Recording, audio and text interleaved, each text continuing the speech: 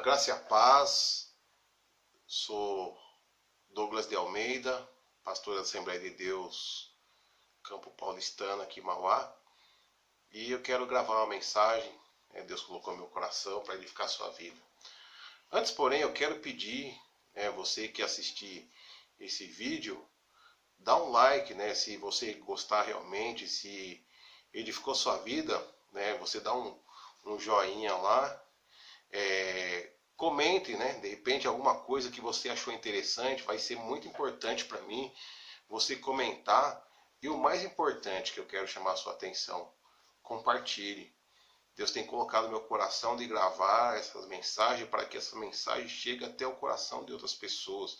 Muitas vezes ela está trancada em casa, esse tempo de crise, de pandemia, de crise econômica, de desemprego. As pessoas elas precisam de esperança. Então Deus tem colocado isso muito forte no meu coração, de gravar essas mensagens para que essa mensagem chegue até as pessoas. Então você vai ajudar esse ministério dando like, comentando e compartilhando, principalmente compartilhar. Se essa mensagem edificar a sua vida, compartilhe e pense que outras pessoas também podem ser abençoadas através dessa mensagem. Amém? A palavra se encontra em Mateus capítulo 7, do verso 24 até o 27. Mateus 7, do 24 até o 27. Diz assim: todo aquele, pois, que escuta essas minhas palavras e as pratica, assemelhá-lo-ei ao homem prudente que edificou sua casa sobre a rocha.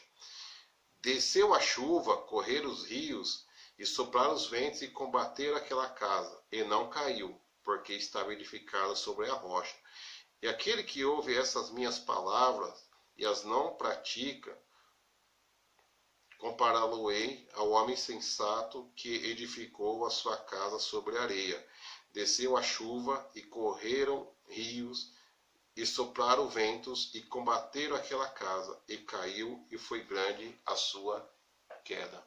Você pode pensar comigo que quem constrói uma casa, constrói com que objetivo? Jesus está falando aqui que aquele que ouve a palavra é como um homem que edificou uma casa, que construiu, elaborou uma casa. Quem constrói uma casa? Constrói com que objetivo? Eu quero realmente entender que todo aquele que constrói uma casa é para abrigar a família. Então nós devemos refletir. Para que às vezes trabalho se a gente não tiver família? Para que dinheiro se não tiver família? Para que imóvel se não tiver família? Portanto, a família é o bem mais precioso que o ser humano pode ter. Exemplo disso é que no tratamento do câncer, a acolhida é muito importante. O cuidado nesse momento do tratamento desperta sentimentos e emoções positivas para o enfrentamento das questões geradoras de sofrimento. Algumas instituições alugam imóvel para que os familiares fiquem perto dos pacientes durante o tratamento. Isso para constatar que a família tem um papel importantíssimo no resultado do tratamento. Para Deus também a família tem um papel muito importante. A vontade de Deus, desde o início da criação, era a família. No Gênesis 1, 27, diz que Deus abençoou o homem e a mulher. Deus fez macho e fêmea e os abençoou. Em seguida, Deus deu a eles a missão de frutificar, ou seja, de ter filhos. E depois deu a missão de multiplicar, ou seja, fazer os filhos adultos terem filhos. Né? Então, a gente percebe que desde a criação, o objetivo de Deus era a família. Mas apesar da família ser importante, precisamos de algo para proteger essa família. Eu fiquei pensando, fiquei meditando, então, o que seria essa casa? O que seria realmente essa construção? Então eu entendo que se o bem mais precioso que nós temos é a família, e que nós construímos uma casa para abrigar a família, então essa casa é amor. Por quê? Porque o amor vai proteger a família. Amor é aquilo que protege a família, que guarda, que conserva. Então, o amor é a casa que nós precisamos construir para abrigar a nossa família. Vamos lá para Coríntios 13, que vai falar muito a respeito do amor. É um capítulo que realmente embasa essa questão do amor. A primeira carta aos Coríntios, capítulo 13, vai dizer assim. Primeira carta aos Coríntios, capítulo 13.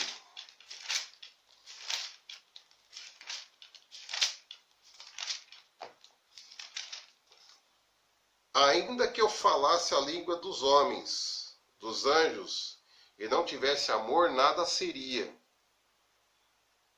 Ainda que eu tivesse o dom de profetizar e conhecesse todos os ministérios e toda a ciência, ainda que eu tivesse o dom da fé, de maneira tal que transportasse os montes, e não tivesse amor, nada seria. Ainda que eu distribuísse toda a minha fortuna para o sustento dos pobres, ainda que eu entregasse o meu corpo para ser queimado, e não tivesse amor, nada disso aproveitaria. O amor é sofredor, é benigno, o amor não é invejoso, o amor não se trata com leviandade, não se ensoberbece, não se porta com indecência, não busca os seus interesses, não se irrita, não suspeita mal, não folga com a injustiça, mas folga com a verdade. Tudo sofre, tudo crê, tudo espera e tudo suporta. Então eu quero dizer para você nesse texto aqui, dom de língua não protege a sua família. Profecia também não protege a sua família.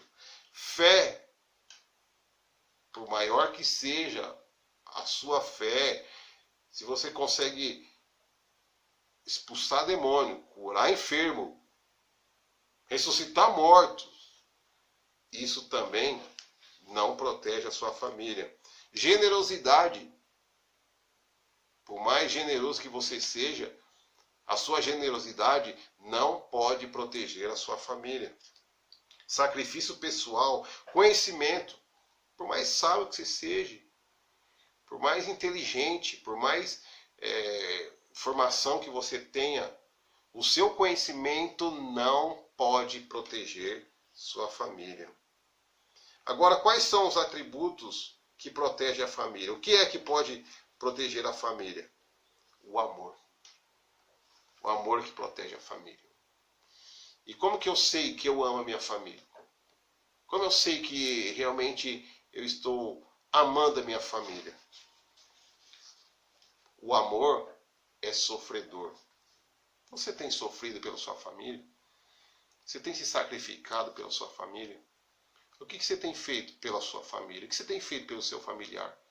Você só pensa em você, nas suas necessidades? Ou você pensa nas necessidades do seu familiar? Você, marido, pensa nas necessidades da sua esposa, dos seus filhos? Não só necessidade financeira, mas a necessidade espiritual, a necessidade psíquica, emocional. Você sabia, marido, pai, que o que mais seus filhos e sua esposa precisam de você é a sua atenção e não o seu cartão ou a sua carteira? E nós vivemos numa sociedade capitalista onde nós achamos que o valor é aquilo que pode ser comprado, né? Então, quando nós oferecemos as coisas das necessidades físicas e básicas da casa, nós achamos que já cumprimos o nosso papel. Mas e a ausência? E quando nós não damos atenção? Será que nós estamos amando? Então, nós precisamos refletir realmente se nós temos cumprido o nosso papel como marido, dessa forma, entender se nós estamos construindo uma casa para proteger o nosso familiar. O amor também, ele é benigno, essa questão de fazer o bem para a nossa família. Não suspeita mal, não se alegra com a justiça. Comprometimento. Sabe, está comprometido com a família. Sabe, então deixar de brigar, de discutir pela família. Não pelo seu bem-estar, mas pela família. Então isso é comprometimento. Com essa causa familiar. Existe uma causa pela qual você deve estar comprometido. E é muito interessante. O policial, sabe por que ele corre risco de vida, de defender pessoas ou a sociedade que nem o reconhece e nem agradece muitas vezes quando ele corre o risco de vida para defendê-lo? Porque ele não está preocupado com a sociedade ou com a população, se a população, a sociedade vai reconhecer o trabalho dele ou não. É porque ele é comprometido com uma causa. E a causa que ele está comprometido, ele está disposto a dar a vida dele. Então ele dá a vida pela causa. Te pergunto para você, a sua família é uma causa pela qual você está disposto a se sacrificar? Você é comprometido com a causa familiar? Ou qualquer coisa você já quer pular fora? Qualquer coisa você já quer ir embora de casa? Ou qualquer coisa você já quer chutar o balde? Então, amor é isso, é comprometimento com a causa familiar. Se você está comprometido com essa causa, você está protegendo a sua família. E Jesus, ele mostra aqui 3 adventos da natureza que é prejudicial à casa. 3 eventos da natureza que é prejudicial à casa. E eu fiquei pensando, o que seria esses adventos para a gente aplicar na nossa vida? Jesus, ele fala primeiro da chuva. E a chuva, ela vem de cima e ela é prejudicial aonde? Em que aspecto que a chuva é prejudicial à casa? Quando o teto está furado. Chuva vem de cima. Mas podemos entender então o quê? Que a chuva, quando vem vindo de cima, representa o quê? Pensamentos, problemas, adversidades que vêm no telhado, certo? Podemos entender então que são problemas que vêm no cabeça, que vêm para o marido, que vêm de cima. Então, se o marido, o chefe do lar, né, o líder, a cabeça da mulher, né, está acima, então os problemas vão cair primeiro em quem? No marido. Então, a chuva aqui são problemas que vêm sobre o marido. A chuva são problemas que vêm sobre o marido. Jesus, ele fala também sobre os rios. E podemos entender que o rio é aquela situação de rotina. Porque a chuva, ela vai caindo e ninguém fica prestando atenção muito no rio. Quando vê, vai subindo e inunda toda a casa. A questão da enchente, por exemplo. Então, podemos entender que o rio aqui são rotina. Aí eu falo para você, mulher, para você, esposa. Seja mais dinâmica com a rotina, para não deixar o seu casamento, o seu lar e a sua família entrar na rotina. Porque a rotina, ela acaba com a família. Da mesma forma o marido. Então, se vocês trabalham, se vocês têm renda, tem que pensar em algum momento no lazer. Tem que pensar em algum momento em fazer festa. Deus, quando fala do sabá, é isso. Ele fez o mundo em 6 dias, no 7º descansou, não é no sentido, né, de dormir porque cansou. Não, é no sentido de desfrutar do trabalho que foi feito. Por isso, Deus, ao final de cada dia, diz que tudo que ele havia feito era bom, mas no 7º ele parou para admirar a beleza que ele havia criado.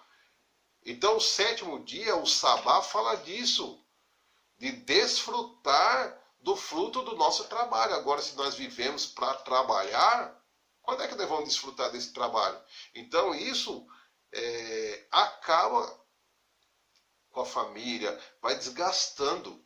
Nós temos que realmente ter tempo de qualidade e lazer com a nossa família. O terceiro advento aqui que Jesus fala é o vento. Ventos são problemas inesperados e que vêm. Pode ser uma doença, pode ser um desemprego, pode ser um acidente. Você tem que esperar que isso pode acontecer. Problemas inesperados. Jesus, ele fala sobre a base da casa. E em nenhum momento você vê Jesus falando que você tem que fazer alguma coisa por causa da chuva, em relação ao rio, em relação ao vento. São adversidades que vamos encontrar ao longo da vida, mas Jesus não direcionou os olhos para as adversidades. Jesus não direcionou os olhos para os problemas. O que Jesus trabalha? O que Jesus aborda? Olha, existe 2 tipos de alicerce. Existem 2 tipos de construtor. Existem 2 tipos de pessoas. Uma que se preocupa onde ele vai edificar sua casa e o outro que não se preocupa onde ele vai edificar. Ou seja, existem 2 tipos de alicerce. Eu pude entender então o quê? O que seria então a base para sustentar o amor que é a nossa casa? Então, podemos entender que a base que sustenta o amor é a sabedoria. E eu quero falar para você, se existe 2 tipos de alicerce, então existe 2 tipos de sabedoria.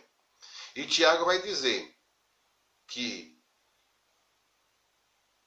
a sabedoria terrena e a sabedoria que vem do alto. Existem 2 tipos de sabedoria.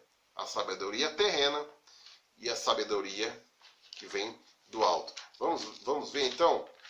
A sabedoria terrena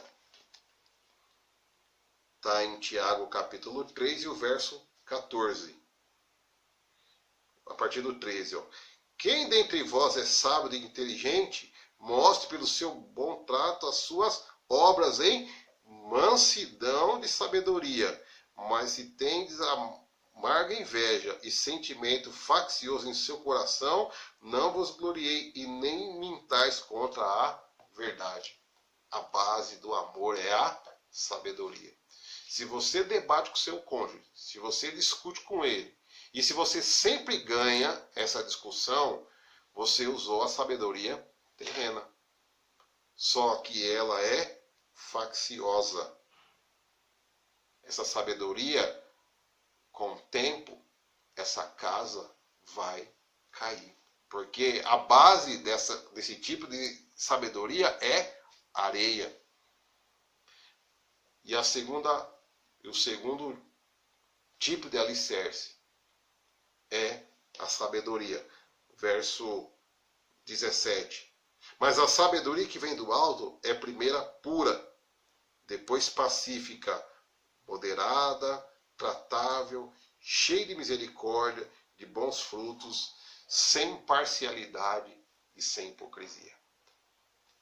A sabedoria vinda do alto é a base do amor, é a base para construirmos a nossa casa, para edificarmos a nossa casa, para abrigar a nossa família. Então que possamos buscar a sabedoria do alto para edificar a nossa casa e proteger a nossa família. O que é sabedoria? Portanto, a sabedoria é a prática do conhecimento. Então o que Jesus está dizendo? Se você ouve a palavra, você adquire conhecimento. Agora, se você pratica o conhecimento, você demonstra ter sabedoria. Então, qual que é a base para você edificar a sua casa? É você conhecer a palavra de Deus. Mas, se você não praticar a palavra de Deus, você não está edificando a sua casa sobre a rocha. Portanto, se você quer que a sua família tenha um lar onde ele é guardado, ele é protegido, você precisa ouvir a palavra de Deus, mas principalmente você precisa praticar para que a sua família esteja protegida e guardada. Amém? Deus te abençoe, em nome de Jesus, e até a próxima.